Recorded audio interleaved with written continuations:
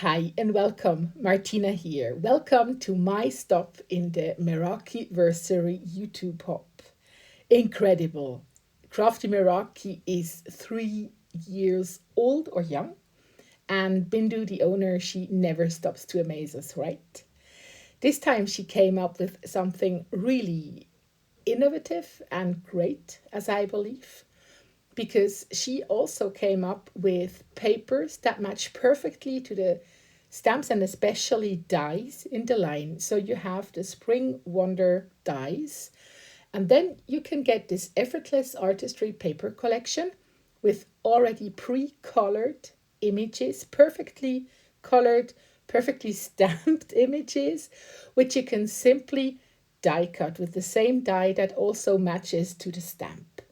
The images are colored by design team members, and I think they did an amazing job. But as it is a celebration, I thought I should give you some more content, and that's why I decided to color the Spring Wonder wreath with my magicals. I am working on a piece of 300-gram cardstock. It's a watercolor cardstock in a very good quality because I'm going to get very messy with the paper. It's getting stamped on it, it's getting heat embossed, and it's getting a lot of water on it. So I thought I should get something, with a slightly better quality than usual. And I'm starting with a transfer of the Spring Wonder stamp with my Misty onto the paper with embossing ink.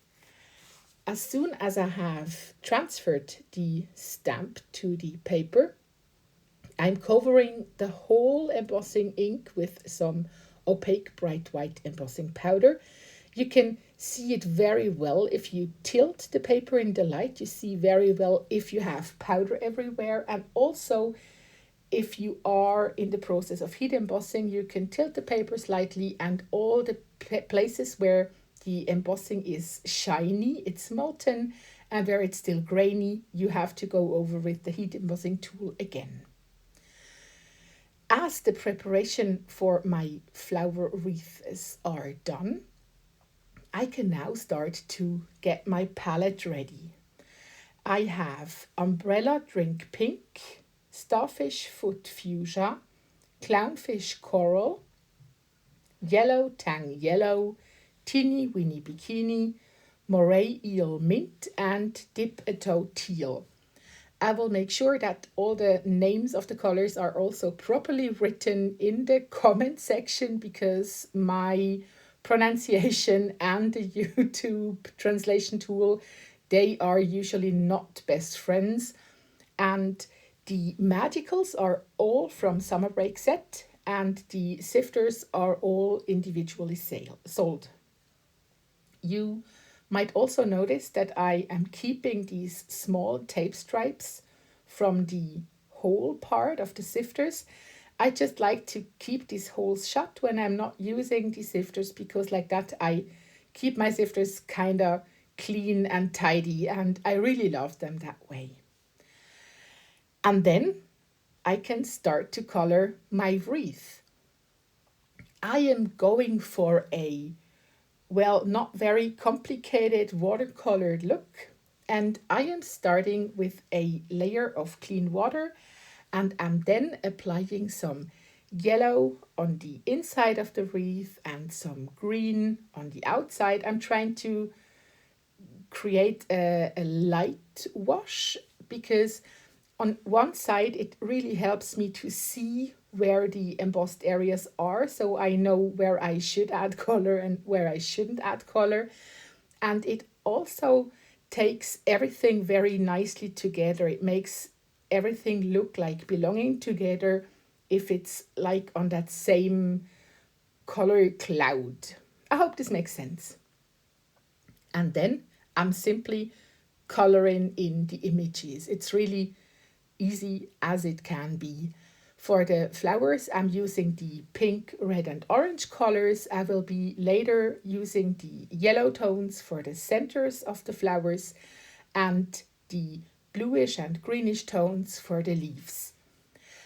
I am not being very careful. I don't mind if the colors blend together, if they meet and mix up, because I feel this gives a very nice and fun artistic look to the final product or project. And I think I am really not aiming for a perfect result, and that's why I really, yeah, I'm not caring too much, because if I would try to avoid that the colors blend together, I couldn't work on a wet surface. As this process will take some time, I'm going to skip forward where you can see my two finished panels. And here they are, my two colored panels. As I have been pre-watering the colors down, there is just a very tiny amount of shimmer on the colors, but you can still see it if you look closely. I am then going to die cut both out for this because it's such a big die. I'm going to use some low tack tape to make sure that the die stays in place and I don't get a wonky cut, because that would be a really pity after all that work. But it works like a charm and it takes really no effort. I am then trying to decide which paper I should use for my background for the card, and I thought it would be fun to have some color which could help the wreath to pop. And after some decision time back and forth, I think I decided actually instantly that I'm going to work on the craft paper, because I love how these fresh colors pop off that paper.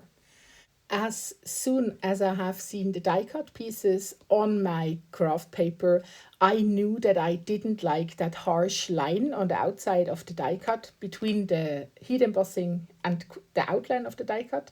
So I thought it would be a nice idea to color that edge in. That's something I've seen Kelly Taylor doing, and I think it's just fabulous. And I also knew that my color, that light brown tone that I decided to go with, wouldn't cover everything up, but it would help to tone that bright edge off. And at the end, I'm really, really happy that I decided to do this labor of love, because it takes some time if you want to make a good job.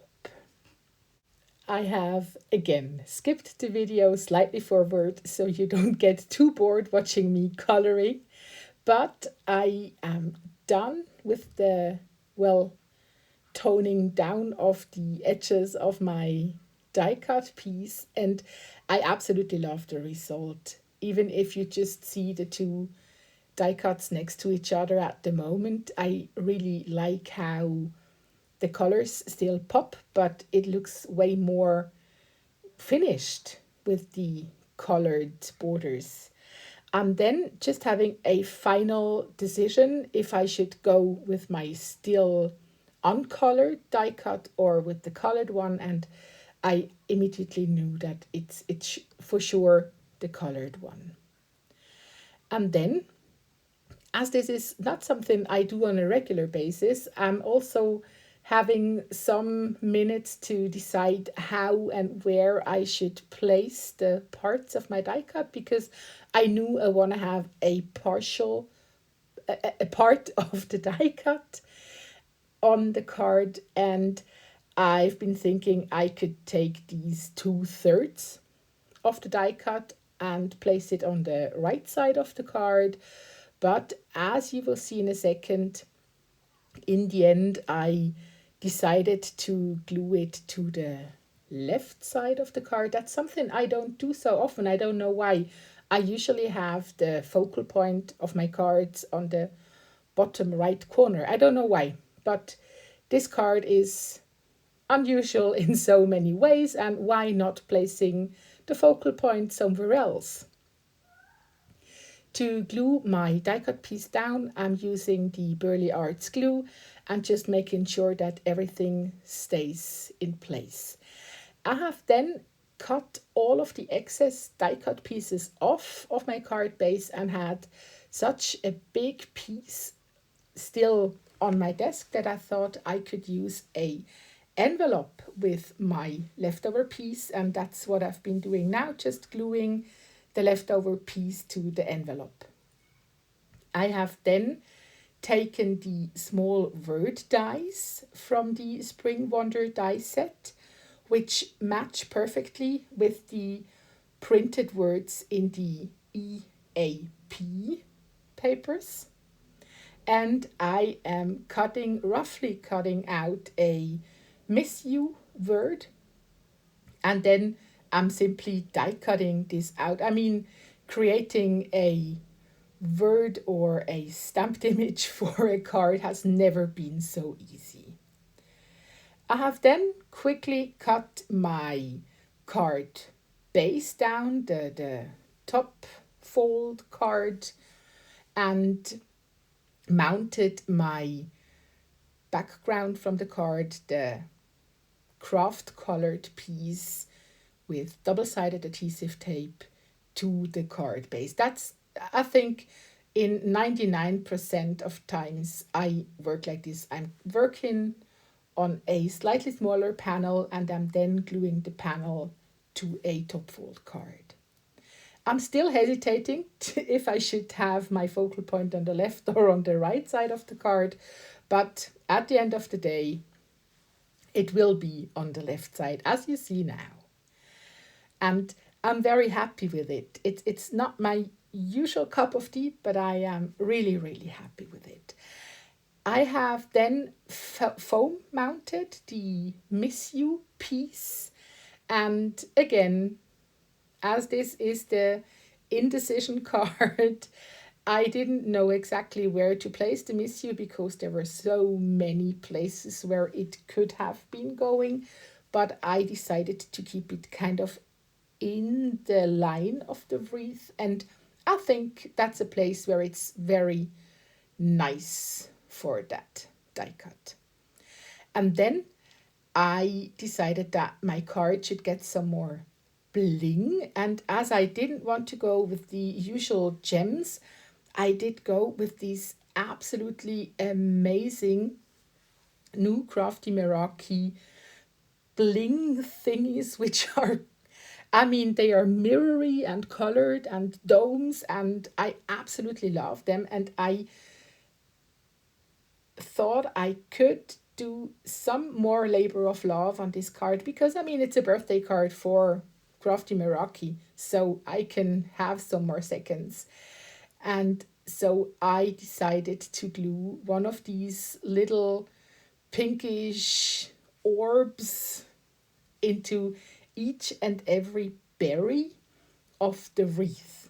And it has been taking some time, but I think it's absolutely worth the effort because the card, the pinks, they blend in with all the colors of the card so beautifully, but the height or the dimension that these sparkly jewelry gem thingies add to the card, they really add something. And before I forget, make sure that you read the description box of this video because Bindu is having an amazing giveaway as every time when we're having a YouTube hop, and there is also the lineup of the hop and everything else you need to know. I really hope you liked my process. I hope you liked the card, and I hope you enjoy hopping on. I wish you a wonderful day, and I hope we see us next time. Bye.